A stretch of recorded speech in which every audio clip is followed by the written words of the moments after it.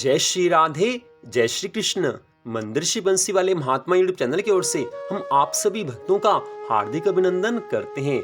आज हम आपको सुनाने जा रहे हैं श्रीमद् भागवत महापुराण के 7वें स्कंद के 6ठे अध्याय की परम पावन कथा। इस अध्याय का नाम है प्रहलाद जी महाराज द्वारा माता के गर्भ में प्राप्त हुए नारद जी के उपदेश का वर्णन करना।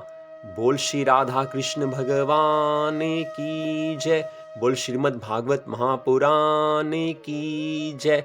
पिछले अध्याय की कथा में आपने सुना था कि प्रहलाद जी महाराज सब असुर बालकों को ज्ञान का उपदेश देते हैं। उस समय असुर बालक उनसे प्रश्न करते हैं कि हे प्रहलाद जी महाराज, आपने तो अब जन्म लिया है, कुछ समय हुआ है और आपकी देवऋषि नारद जी से भेंट कहाँ पर हुई है? ये सब बातें अगर हमें बताओगे तो हम तुम्हारी बात पर विश्वास करेंगे। तो अब उससे आगे की कथा, देवऋषि नारद जी राजा युधिष्ठिर से कहने लगे हैं कि हे धर्मराज युधिष्ठिर, उन बालकों की यह बात सुनकर प्रहलाद जी कहने लगे हैं कि जब हमारे चाचा हिरण्याक्ष का वराह भगवान ने वध कर दिया, उस समय मेरे पिता हिरण्यकशिपु मंदराचल पर्वत पर तपस्या करने के लिए चले गए हैं। उस समय इंद्र ने मौका पाकर नमूची आदि दैत्यों को संग्राम में मारकर भगा दिया और दैत्यों की स्त्रियों को पकड़कर देवलोक को ले चला है। जब मार्ग में देवऋषि नारद जी से भेंट हुई तब उन्होंने इंद्र से कहा है कि तुम इन स्त्रियों को क्यों लेकर जाते हो? देवराज इंद्र ने कहा है कि हे महामुने, दैत्यों ने भी तो हमारा राज्य छीन कर हमें बहुत दुख दिया है, अतः हम उनसे अपना बदला ले रहे हैं। इसलिए इनकी स्त्रियों को हम अपने स्वर्ग लोक में लेकर जा रहे हैं। यह बात सुनकर देवऋषि नारद जी कहने लगे हैं, हे इंद्र, इन स्त्रियों में से हिरण्यकशिपु की स्त्री को जिसके गर्भ में इस समय प्रहलाद जी महाराज हैं, उसे तू छोड़ दे, क्योंकि प्रहलाद जी महाराज हरि भक्त होकर देवताओं की सहायता करेंगे।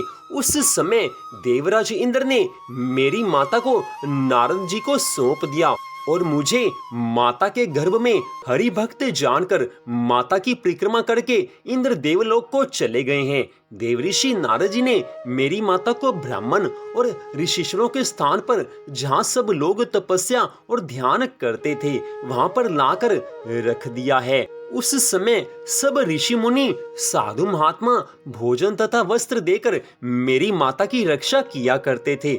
जब कभी मेरी माता अपने स्वामी और परिवार को याद करके दुखी होकर रोने लगती थी, उस समय देवऋषि नारद जी तथा अन्य साधु महात्मागण मेरी माता को ज्ञान का उपदेश देते हुए समझाकर कहते थे कि हे कयाधु, तू चिंता मत कर, क्योंकि संसार में कभी दुख होता है तो कभी सुख भी होता है। जैसे दिन के बाद रात आती है, रात के बाद दिन आता है, ठीक ऐसे ही जीवन में सुख और दुख सदा चलते आए हैं और सदा चलते रहेंगे। आज तेरे जीवन में दुख का समय आया है, लेकिन कुछ समय के बाद तेरे जीवन में सुख का समय भी आएगा ही आएगा। अतः हे कयाधु, तू अपने हृदय में संतोष धारण कर। हे पुत्री, कुछ दिनों पश्चात तेरा पति हिरण्यकशिपु मंदराचल पर्वत से लौटकर तीनों लोकों का राजा होगा और उस समय तू रानी होगी। उस समय तेरे जीवन में सुख के क्षण आ जाएंगे, इसलिए इस समय धीरज धारण कर और भगवान की भक्ति कर। अगर भगवान की भक्ति में अपने मन को लगाओगी तो भगवान तुम पर कृपा करेंगे। जो भी भगवान की भक्ति करता है, भगवान के चरणों में अपना मन लगाता है, भगवान उनका दुख दूर कर ही देते हैं। प्रहलाद जी महाराज इस प्रकार ये कथा सब असुर बालकों को सुना रहे हैं। इसके पश्चात प्रहलाद जी महाराज कहने लगे हैं कि साधुओं के उस आश्रम में देवऋषि नारद जी मेरी माता को भक्ति का उपदेश दिया करते थे, ज्ञान का उपदेश दिया करते थे। मेरी माता का मन सदा भगवान के चरणों में लगा रहता था। देवऋषि नारद जी ने ज्ञानोपदेश देते समय यह भी कहा था कि इस स्त्री को यह ज्ञान प्राप्त नहीं हो सकेगा, परंतु जो बालक इसके गर्भ में है वो इसे याद रखेगा। अतः है मित्रों, अब मैं वही ज्ञान आपसे कहता हूँ, उसे तुम सुनो। मनुष्य की बाल, युवा और वृद्धा ये तीन अवस्थाएं होती हैं तथा परमेश्वर परमात्मा पुरुष जिनका तेज सब प्राणियों के शरीर में जीवात्मा कहलाता है, वह सदा एक रूप रहता है, कभी घटता नहीं है, वो कभी बढ़ता भी नहीं है तथा उसे हर्ष और विषाद कुछ भी नहीं होता, उसे कुछ सुख दुख नहीं होता। जो मनुष्य श्री नारायण जी भगवान को इस प्रकार समझता है वह सदैव आनंद में रहता है। जिस प्रकार न्यारिया मिट्टी को शोध कर स्वर्ण को निकाल लेता है और फिर उस मिट्टी से कुछ प्रयोजन नहीं रखता, उसी भांति मनुष्य के शरीर में भगवान का भजन और ध्यान करने से जो मुक्ति रूपी स्वर्ण है उसे प्राप्त कर लें, और शरीर को तो एक दिन नष्ट हो ही जाना है। हे मित्रों, जो लोग सदा धन संपत्ति सुख वैभव परिवार के सुख का आनंद लेना चाहते हैं, वह आनंद सदा नहीं रहता है, वह आनंद कभी न कभी घट जाता है और कभी न कभी नष्ट हो जाता है। लेकिन भगवान के भजन से जो आनंद मिलता है वो कभी कम होता नहीं है। भगवान की भक्ति से जो आनंद मिलता है, भगवान के भजन से जो आनंद मिलता है, वो प्रतिपल बढ़ता रहता है। अतः तुम लोग काम क्रोध लोभ मोह को जीतकर भगवान की भक्ति करो, इसी में तुम्हारा कल्याण है। ये स्त्री पुत्र राज्य सेना राजभवन हाथी घोड़ा कुछ भी तुम्हारे साथ नहीं जाएगा, न आज तक ये किसी के साथ गए हैं और न ये तुम्हें मृत्यु से बचा सकेंगे। ये सब के सब यहीं रह जाएंगे, तुम इनको छोड़ दोगे या ये तुम्हें छोड़ देंगे। महल आदि गिराने से भी शीघ्र नहीं गिरते, लेकिन जो शरीर हमें मिला हुआ है ये एक क्षण में गिर जाता है। जैसे ही जीवात्मा इस शरीर को छोड़कर जाती है, ठीक वैसे ही शरीर गिर जाता है। उस समय सब कहते हैं कि इस प्राणी की मृत्यु हो गई है।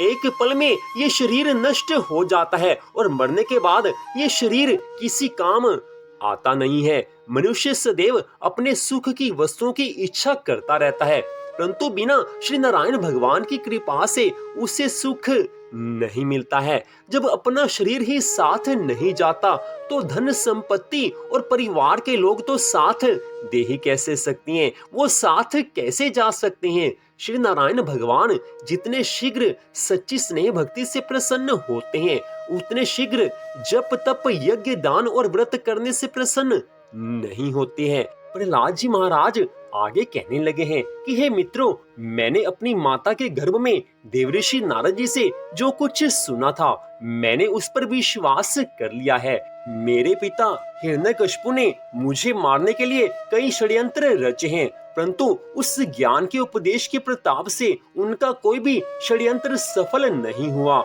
यद्यपि तुम यह कहो कि हम लोग दैत्य कुल मांसाहारी और मदिरा पान करने वाले हैं, अतः हमारा तप और स्मरण श्री नारायण भगवान कैसे स्वीकार करेंगे, तो तुम इस बात पर विचार न करके मेरे इस कथन पर विश्वास करो। देवता दैत्य या मनुष्य कोई भी क्यों ना हो, जो भगवान की तपस्या करता है, भगवान का भजन करता है, वो भगवान को प्रिय हो ही जाता है। देखो, मैं भी तो दैत्य का पुत्र हूँ। श्री नारायण भगवान के चरणों में जाने से मेरे प्राण कई बार बचे हैं, कई बार भगवान ने मेरी रक्षा की है और सदा मेरी रक्षा करते रहेंगे, ऐसा मुझे पूर्ण विश्वास है। नहीं तो मेरे पिता ने मेरे प्राण लेने में कोई भी कसर नहीं छोड़ी थी। यद्यपि तुम्हारे माता पिता भी हरि स्मरण करने से रोककर तुम्हें बहुत दुख देंगे, तब श्री नारायण भगवान की इच्छा से उसी प्रकार उनका भी तुम्हारे ऊपर कुछ वश नहीं चलेगा। इस प्रकार प्रहलाद जी महाराज ने बड़ा सुंदर ज्ञान का उपदेश दिया है। प्रहलाद जी महाराज जी के इस ज्ञान भरे उपदेश को सुनकर सब बालकों ने कहा है कि हे प्रहलाद जी, हम सब विद्यार्थी आपके इस ज्ञानोपदेश से बहुत प्रसन्न हैं। अतः आज से गुरु जी की मिथ्या बातों को ग्रहण ना करके तुम्हारे कथनानुसार हम सब कार्य किया करेंगे। बड़ी सुंदर कथा का वर्णन आज देवऋषि नारद जी ने राजा युधिष्ठिर से किया है। प्रहलाद जी महाराज ने धर्म की बड़ी सुंदर चर्चा की है, धर्म का बड़ा सुंदर ज्ञान आज सब असुर बालकों को दिया है। प्रहलाद जी महाराज ने जो ज्ञान देवऋषि नारद जी के द्वारा अपनी माता के गर्भ में लिया था, जिस ज्ञान को उन्होंने सुना था, उनको उस ज्ञान पर पूरा विश्वास था। भक्ति महारानी की महिमा के ऊपर उनको पूरा विश्वास था। भगवान की भक्ति में उनका मन सदा लगा रहता था और जिसका मन भगवान के चरणों में लग जाता है, उसके जीवन में दुख नाम की कोई चीज नहीं रह जाती। प्रहलाद जी महाराज को मारने के अनेकों प्रयत्न उनके पिता हिरण्यकशिपु ने की हैं, लेकिन बार बार भगवान प्रहलाद जी महाराज को बचा लेते हैं। जो भगवान की शरण में चला जाता है, उसकी रक्षा तो भगवान को करनी ही पड़ती है। भगवान की भक्ति की जो महिमा है, उस महिमा का गुणगान शेष महेश और गणेश भी नहीं कर सकते। भगवान की भक्ति से जो फल मिलता है, उसके बारे में धर्म ग्रंथों में बताया तो गया है, लेकिन ये कभी नहीं कहा गया कि सिर्फ इतना ही फल मिलता है। भगवान की भक्ति का अनंत गुना पुण्य फल मिलता है, लेकिन मात्रा में नहीं बताया जा सकता कि केवल यही फल मिलता है, क्योंकि भगवान की भक्ति का फल अनंत गुना मिलता है। इस कथा में ही आप देख लीजिए, प्रहलाद जी महाराज ने कितने कष्ट सहे हैं, लेकिन भगवान के ऊपर जो उनका विश्वास था, उस विश्वास को उन्होंने सदा निभाया है, उस विश्वास को कभी छोड़ा नहीं है। तो जब प्रहलाद जी महाराज ने भगवान के ऊपर विश्वास को नहीं छोड़ा, तो भगवान प्रहलाद जी महाराज का विश्वास कैसे तोड़ सकते हैं।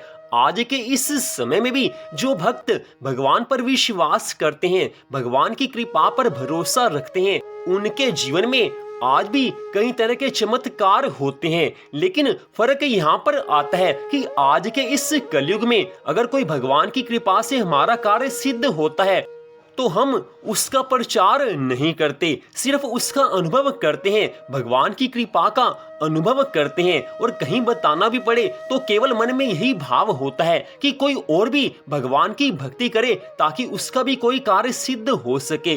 और भगवान की भक्ति से सबसे बढ़कर बात तो ये होती है कि हमारा मन भगवान में लग जाता है। संसार में जो दुख हैं, पल पल हमें चिंता में डाले रहते हैं। संसार में जो हमें कमियां महसूस होती हैं, वो हमें एक क्षण भी सुख का अनुभव नहीं होने देती।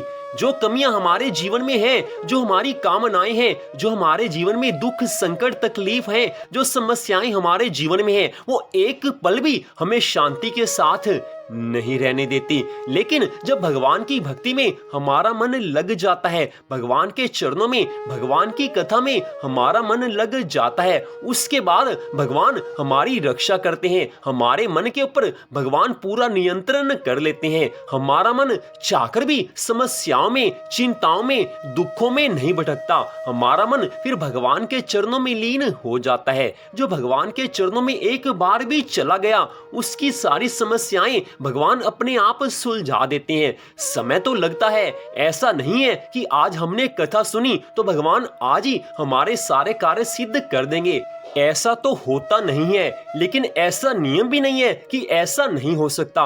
लेकिन अधिकांश में अगर आज हम भगवान की भक्ति करना शुरू करें तो भगवान की कृपा तो होगी, लेकिन वो कृपा भगवान कब करेंगे ये केवल भगवान ही जानते हैं। लेकिन भगवान अपने भक्त को इतना विश्वास दिला देते हैं, इतना एहसास उसके मन में करवा देते हैं कि हे भक्त, मैं तेरे साथ सदा रहूंगा, तू मेरी भक्ति में लीन रह। तेरी सारी चिंताओं को, तेरे सारे दुखों को, तेरी सारी समस्याओं को मैं अपनी कृपा से दूर कर दूंगा। जिस प्रकार प्रहलाद जी महाराज की भगवान ने सदा रक्षा की है, ठीक ऐसे ही आज के इस समय में भी भगवान अपने भक्तों की रक्षा करते हैं और सदा करते रहेंगे। आगे कथा में आएगा कि प्रहलाद जी महाराज की रक्षा करने के लिए भगवान ने नरसिंह का रूप लिया है। नरसिंह भगवान का अवतार हुआ है केवल प्रहलाद जी महाराज को बचाने के लिए। उस कथा को आप अगले भाग में सुन पाएंगे। तो यहाँ पर श्रीमद् भागवत महापुराण के 7वें स्कंद के 6ठे अध्याय की कथा का विश्राम होता है। मंदिर श्री बंसी वाले महात्मा यूट्यूब चैनल की ओर से इस कथा को आपने सुना, आप सबका हार्दिक धन्यवाद। कृपया आप हमारे इस चैनल को सब्सक्राइब कर लीजिए ताकि आगे आने वाली सभी कथाओं को आप सुन सकें। वैशाख मास के कृष्ण पक्ष की वरुथनी एकादशी इस बार 7 मई दिन शुक्रवार की है। वरुथनी एकादशी की कथा भी हमारे चैनल पर डाल दी गई है, उसका लिंक इस वीडियो के डिस्क्रिप्शन में हमने दिया हुआ है, आप उस कथा को भी सुन सकते हैं। तो आज की इस कथा को सुनने के लिए आप सबका हार्दिक धन्यवाद। भगवान श्री राधा कृष्ण जी की अनंत कृपा सदा आप सब पर बनी रहे, इसी मंगल कामना के साथ जय श्री राधा रानी सरकार की, जय श्री कृष्ण भगवान की, जय श्रीमद् भागवत महापुराण की, जय श्री सुखदेव जी महाराज की। जय जय श्री राधे, जय जय श्री राधे, जय जय श्री राधे श्याम।